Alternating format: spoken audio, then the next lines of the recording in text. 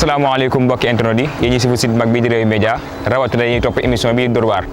tey ñoo ngi fii ci garage su Dakar bu bees bi fas yéene seet si koo xamante ne si lenn rek mooy mbiram muy Dóor waar kooku nag moo di Mbaye Touré borom TMCI Touba mécanique soudrerie industrie di liggéey ci lépp loo xamante ni si wàllum weñ la maanaam ki nga xamante ni si mooy métallique soudeur aluminium soudeur métallique bi ak ki nga xamante ne si mooy mécanicien bi ak képp koo xamante ne liggéey ci wàllum weñ te weñ jaaxal ko rek boo dikkee fii ñu fabriqué la weñ gi nga xamante ne moo nga bëgg maanaam wàllum pignon lépp loo xam ne ci oto lay jëm rek boo dikkee ci moom mi nga xamante ne si moo di Mbaye Touré mu defalee ci mucc ayib da ngeen may topp mbokk yi ñu jàll ci biir mooy place wàññi bii sama ginnaaw ñu fas yéene waxtaan ak moom ki nga xamante ne si moo di gérant bi di Mbaye Touré kon sama cameraman topp mu ñu jàll ci biir.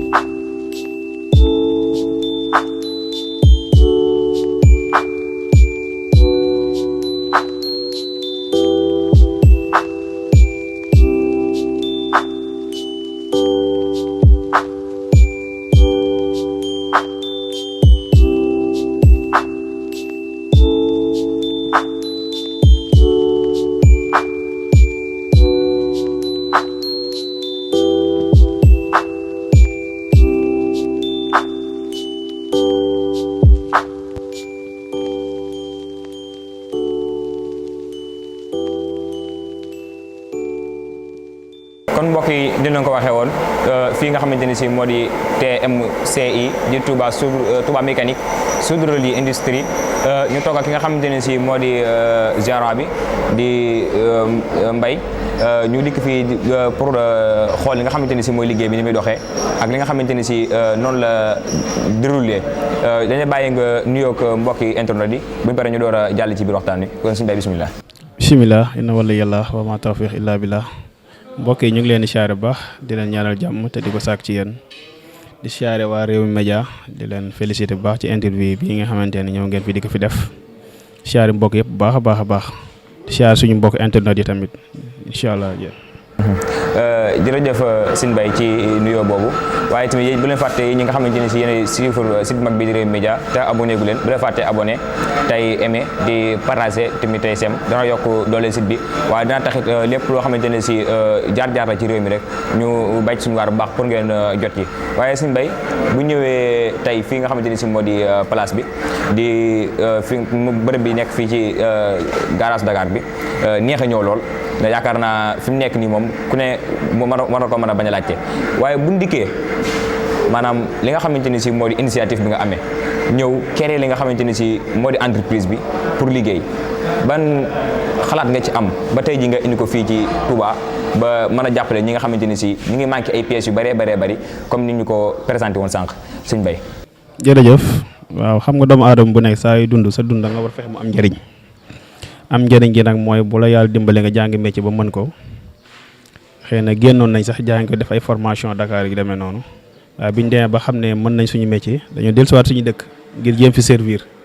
bi ñu dëkk nag demee wutoon nii mais suñu borom mooy dimbale jaam ba affaire yi yokk ba fi mu toll alhamdulilah daal pour jéem a satisfaire dëkk bi rek ak ouvrier yi nga xam ne ñu ngi ci dëkk bi lépp loo xam ne soxla nañ ko ci mbirum liggéey bi ñu mën leen kaa tegal nga xam ne dañuy ñëw rek daal koy jëfandikoo incha allah loolu moo nekk objectif bi daal. li nga xamante ne si moo di entreprise bi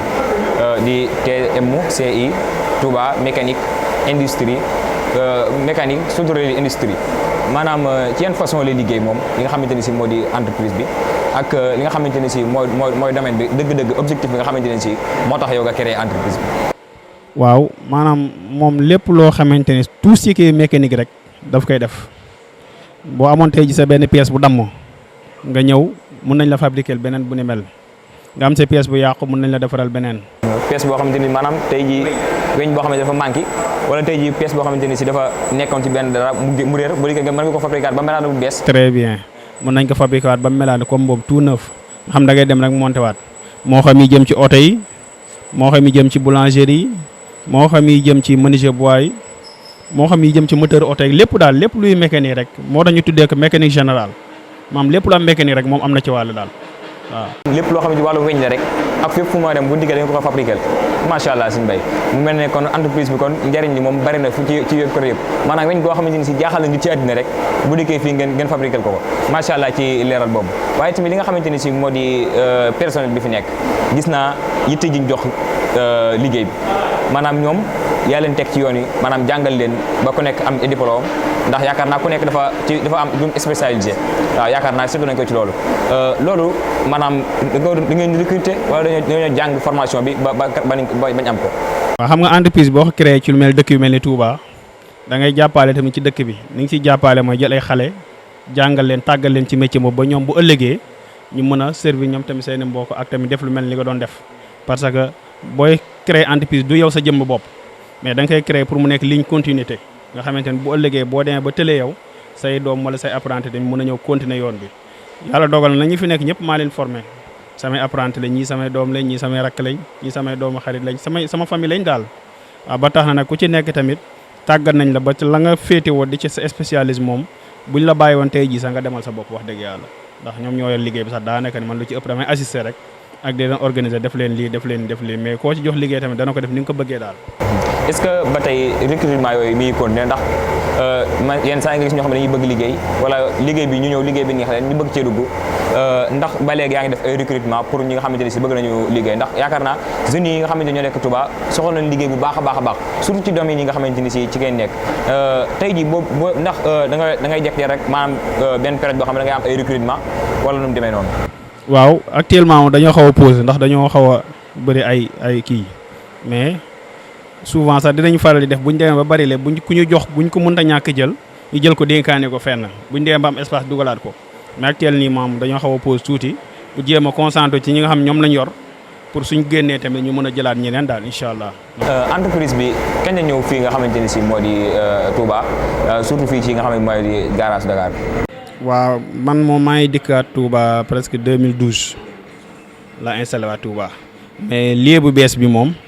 ñu ngi ko sànc même pas 3 mois yàggagul ci moment tabaski bi rek ci 2021 bi daal 2023 bi lañ ko installé. da ngeen amaat yeneen i bànqaas ci réew mi wala fii rek ngeen nekk nii. am na yeneen secteur. waaw yoo xamante ni si fan lañ nekk ba tey jii ñooñu nga xam ne seen i domaine ñoom it fa nekkee seen i gox sauf ñuy déplacé di ñëw fii ci Touba ak li ko wër ñu mën a yam foofu nga xamante ni si foofu lañ nekk pour personnel ba mën a liggéey. am na bu ñuy waaj a taxawal nii côté Ourossogui wala Ross Béthio ñaari dëkk yooyu am na bu ñu fay waaj taxawal incha allah même pas 3 mois wala 2 mois soobee yàlla dana taxaw parce que matériel bi yëpp tayee na mu incha allah. comme yéen ñi nga xamante ni si yéenay siful site mag bi di Rewmi Média rawatina émission bi nga xamante ni si moo di Dóor waar comme ni leen ko waxee woon lépp fépp koo xamante ni si rek yaa ngi ci Touba ak li ko wër du maanaam Diourbel ak ñeenti régions yi nga xamante ni si yëpp moo ñu wër ci wër Touba képp koo xamante ni si am na weñ bu ko jaaxal rek na ñëw fii nga xamante ni si mooy Touba mécanique soudrerie industrie lépp loo xam ne jaaxal na la ci wàllu weñ rek bu dikkee dala ko fabriquer ba mu normal du ëpp du yées ki nga xamante ni si moo koy def nag di Serigne Mbaye mi nga xamante ni si moo di gérant bi waaye place bi nekk fi nga xam ne mooy di gaz Dakar bi boo jógee ci Mbacké mi ngi lay féete sa côté càmmoñ waaye boo jógee Diourbel mi ngi lay féete sa côté ndeyjoor boo dikkee ba si garage bi rek mbedd bi nga xam ne moo sës si garage bi rek boo jàddee da nga gis fi nga xamante ni si moo di fi nga xam mooy entreprise bi waaye di Serigne Mbaye ba léegi ci waxtaan bi maanaam tey li nga xamante ni si moo di liggéey bi ni muy évoluer xam-xam bi di jóg tey jii lan mooy mbibit bi nga xamante ni si li nekk sa kanam maanaam objectif bi nga xamante ni moo gën a nekk sa kanam jamono ji ci li nga xamante ni moo di entreprise bi ak foo ko bëgg a yóbbu. waaw jërëjëf maanaam mooy li ma la wax rek objectif yi nekk suñu kanam bari na parce que képp koo xam ne yaa ngi liggéey moom boo sañoon ngay gën a yaatal sa liggéey bon amatuñ lu ñuy prouver pour wane ñun ñooy kan ci métier mi mais li ñuy def mooy organiser liggéey ba encadrer ko ak élargir ko ba nga xamante ne ku ci war a jot diñ si jot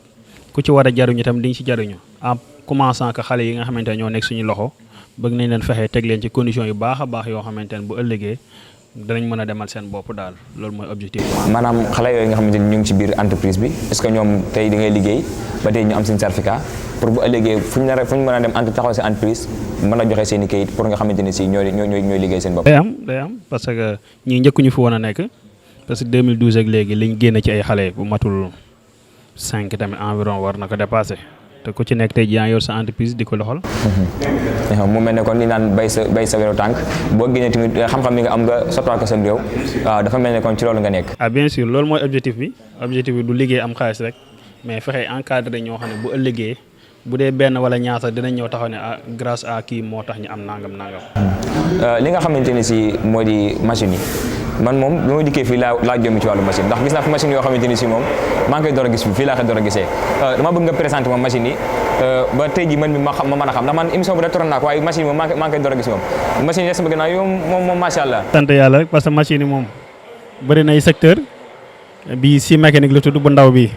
moom day dagg weñ goo ko tegal mu dagg moo dagg weñ gii nii quoi. weñ maanaam moom lu réeré rek bu dikkee. bu ko jàppee mu dagg ko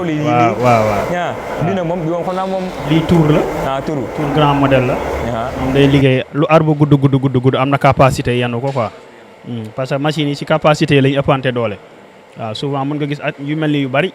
mais capacité machine bi da ci am solo waaw mooy tax mu mën a am résistance. kee mooy fraiseuse kee moom day liggéey ay pignon. clavet lépp lay defar moom lépp lu xew. yoo xamante ne si mooy dox ci wàllum oto yeeg mécanique bi yooyu noonu kon ci machine bee moom mooy doxal yooyu bii sa ginnaaw nag bii. bloc lay liggéey moom bu ko jàppee da koy allégé su paree jox bu xonq bële boobu moo koy finition moo koy liisal quoi. maanaam mooy raxas biir gi. moo koy nettoyé ba mu rafet bu paree mu. ba segment bu na normal ndax bu ñagasee day lekk segment bi bële na la ci fond ba tamit tour la mais moom tamit beneen modèle la C280 la. moom tamit modèle niveau modèle yi la quoi. moom ci lan lay yëngatu moom. mook bii ñoo bokk li ñuy def mais ba ñoo bokkul capacité bële moo gën a niveauté mais bii moo ëpp capacité ba mën a liggéey quoi waaw. boobu bii nag bis ginnaaw am noonu. bële moom tamit grand modèle la boobu moo ëpp doole bii nii mais bii dafa gën a gudd mais bële moo ëpp capacité waaw. moo ëpp capacité comme machine bi kon weñ ko indi rek ak degré boobu machine ba koy dagg. parce que bu dee comme pièces yi nii bële moo ci aay moom da koy jàppale waaw. nice waaw. ci la wàccee léegi nii sax. mu mel ne kon weñ bu nekk machine bu koy liggéey. machine bu nekk mu am na luñ ko programme loo xam ne donte mën nañoo bokk la ñuy def mais duñ bokk nuñ koy defee. loolu ak nuñ koy defee. nit ki mën a yenu 500 kilos ak nit ki mën a yenu 1000 kilos bokkuñu waaw ak nit ki mën a yenu 200 kilos voilà bële ci fond ba mooy def rectification bi. waaw mooy rectification bi. kon mbokk yi ni ngeen ko déggee rek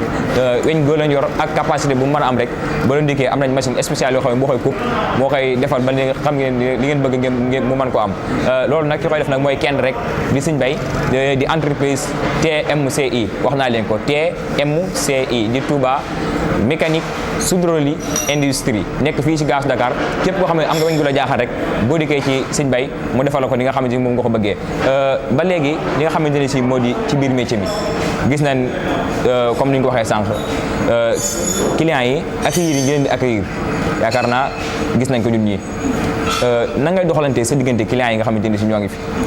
di daggee fu sori di ñëw fii nga xamante ni si moo di wut matière comme ni nga ko waxee forage ak mécanique soudure métallique ñëpp aluminium yëpp nga beraleen wàll ci liggéey bi clients yooyu nga xamante ni ñoo ngi ñëw di jëflante ak yow naka ngay liggéeyee ak ñoom. clients yi ñoom ñooy buur yi xam nga client moom c'est un roi client yi ñooy buur yi quoi parce que ñun sax yàlla dafa dogal client yi am ñun ay famille lañ si ñun dañoo yàgg ñoom ba nga xamante ni liñ bëgg ñoom xam nañ ko liñ bëggul tamit ñun xam nañ ko bu dee client bu bees tamit dañuy ñëw dans le cadre professionnel accueillir la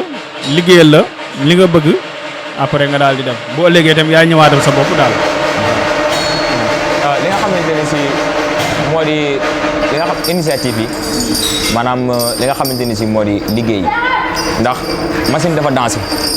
comme ni ko surtout machine sans machine yi ndax nit ki bu nekkee ci liggéey bi déconcentration yi muy am ndax da ngeen ko faral di gis seen biir. waaw souvent client bu ñëwee moom dafa am place bu ñu leen réservé spécial doo yegg fa ñuy liggéeyee parce que machine yi comme ni nga ko waxee dafa am ay risques dégâts matériels yi demee noonu léegi nag pour éviter ko kii ci liggéey moom danañ ko jëlal matukaay yi war ci moom ba jàngal ko ni mu ci war a taxawee ak nu mu war a assister machine bi mais client bi moom bu ñëwee dafa am buñ ko accueillir pare dañ koy jox place mu am fu mu nekk bu liggéeyam pare mu door ñëw wala bu fekkee lu mënta gaaw la tamit ñu jox ko heure nga xamante ne heure bi su jotee ñu tey ji client bi ngi ko jox heure ne ko heure tel boo dikkee sa matériel dina pare te bu dikkee justement liggéeyam la pare macha allah ci liggéey boobu maanaam ñi nga xamante ne si bëgg na ñëw fii ci place bi te xamuñu nu ñuy def ba ñëw fi wala sori nañ ban numéro téléphone nga leen jox boo jokkoo ak yow da leen mën a liggéey li ñu bëgg a liggéey ba heure bi lañ jox bu dikkee comme ni nga waxee sànq dana fekk seen matériel pare ba mu taw feex waaw suñu numéro yi moom mën nañ ci joxe ñaar rek waaw ba 77 430 20 97 ba 430 20 97 waaw am na Tigo tamit 353 28 28 waaw. kon mbokk yi yéen a ko déggandoo li nga xamante ne si moo di entreprise TMCI Touba mécanique soudrerie industrie comme ni ngeen ko déggee rek bépp xeetu weñ boo xam ne jaaxal na leen wala ngeen bëgg ko boo leen dikkee mën na leen ko fabriquer ci lu yomb ci prix abordable ki koy def nag kenn rek la comme ni ma ko waxee moo di mbay mi nga xam ne suñu mbay mi nga xam ne moo lañ toogal yor entreprise bi di ko doxal ak personnel boo xamante ne si xarañ nañ ci wàllum lépp ci entreprise bi turu entreprise bi fu mu jógee. bon turu entreprise bi dama nekkoon ci benn entreprise bu nekk Dakar tuddoon TMCI DMCI waaw entreprise boobu dafa nekkoon entreprise bu complet man fa laa newoon ñoo ma doon fayal sama étude sax pour may defaat cours soir ndax jànguma ko woon ci kii dama ko jàngoon nii ci atelier rek mais bi ma demee nag ñoom ñoo ma defal ay formation ba ma tax ba mu am yenn diplôme yi bi ma ñëwee Touba nag ma ne man tamit pourquoi mënu ma conduire loolu léegi ma changé T bi ñoom D la woon ma def changé D bi def ko T léegi ñoom DMCI la woon man léegi ma def ko TMCI Touba mécanique waa foofu la jógee waa en même temps tubaab bi ma doon liggéey tamit ne ma boo demee locaux bi bul ko fàtte fu mu nekk dee ko yóbbaale mooy sa lépp moo tax mu andiwaat ko fii nii tamit quoi. jërëjëf sëñ bi ci leeral sa kàddu gu mujj ak li nga xamante ne ñooy di mbokk yi. sant rek di leen encourager tamit parce que yéen tamit ay jeunes yu moderne ngeen vraiment ay jeunes yu jàmbaare ngeen yéen ngi def seen liggéey dans le cadre professionnel Rewmi Média mu defe naa képp ku dugg ci internet bi yaa ngi leen gis un peu partout ñu ngi leen di féliciter bu baax di féliciter sama caméraman bi Lo di la féliciter yow mi vraiment. di féliciter tamit employés yi nga xam ne ñoom laa nekkal muy samay apprenti samay doom samay lépp équipe bu dynamique la bu professionnel la bu ñu yaru lañ ñu xam li ñuy def lañ liñ soxla si ñoom mooy def si ñoom xam-xam ba su ëllëgee fépp fu ñu dem mun ñu fa représenter doon fa ay grand modèle kon ñuy sant ñëpp di sant waa dëkk bi di sant suñu clients yi yëpp dëkk bi ñëpp ñu ngi leen di sant bu baax di sant sëñ Mountakha bu baax a baax di sant sama sëriñ Cheikhouna Mbacké di ko sant bu baax a baax a baax waaw. bara ñoo tàggatu ko fan yi ñooy gis comme maanaam actualité maanaam ndaw yi nga xam ne ñu ngi sóobu ci gaal gi ndegam yow ci réew mi nga jàngee ba am xam-xam bi ñu kat sottiwaat ko ci réew mi surtout fii ci Touba ndaw yi nga xam ne si tey ñu ngi jël mbëkk mi di dem ci réewi tugal yi ak comme ni nga ko waxee Nicaragua nga xam ne ci bakk ñu bari ñu ngi si rot wala ñu ngi rapatrié ñu dem si waat na nga leen di conseil ñooñu. waaw dafa nekk sujet bu xaw a complexe parce que mënoo yedd ndaw yi à 100% tamit mënoo leen a sikk parce que Sénégal moom dund bi métti na trop wax dëgg yàlla dund bi métti na mais nag nañ gëm seen bopp te toog métti na trop nag mais xëy na bu ko yàlla jeexalee rek dina jeex affaire yi dina ñëw normal parce que avenir mu ngi Afrique ku xool àdduna bi ni muy demee nga xam ne avenir mu ngi Afrique Europe bee ñuy rayante dem ne dëgg la ku nekk fa nga yaakaar rek fa nga jëm mais nag lépp a ngi fii nii daal nañ muñ tuuti te toog ñi nga xamante ne tamit moom lañ gis ne leen yàlla jàppal ba ñu yegg ci lañ jëm rek waaye ndox mi moom nañ ko maytu quoi ndox mi moom wax dëgg yàlla man duma ko conseil kenn waaw ndax avant tout yow sa bopp yow yaa mën a def lépp mais boo sacrifier sa bakkan nga dem ci air bi da ngay loot sa bopp loot say parents waaye nag mu ne su leen a blâmer à 100% daal parce que wax dëgg yàlla affaire Sénégal moom métti xanaa di ñaan suñu borom mu dimbali ñu ba espoir bi nekk ci dëkk bi xale yi mën kaa jëriñoo daal. jërëjëf baax na jërëjëf mbokki internet yi lii moo nekkoon li nga xamante ne si moo di émission Dóor waar ñu seqoon toog ki nga xamante ne si moo di Serigne Mbaye borom entreprise TMCI comme ñu leen ko waxee woon rek bépp weñ boo xamante ni jaaxal na leen rek boo ndikkee ci moom mën nga leen ko fabriquer ak weñ bi nu mu mën a toll ak nu mu mën a yamee te dara du ci ëpp dara du ci manqué ki ko def nag mooy ki nga xamante ne si moo di Serigne Mbaye di borom TMCI comme yéen ñi nga xamante ne si yéen sifur site mag bi di Rewmi Média bu leen fàtte di partager tey sem tey abonné dana yokk doole site bi waaye tax tamit dina tax ñu gën a farlu pour di leen indi leen yu bees jërë ngeen jëf mbokki internet yi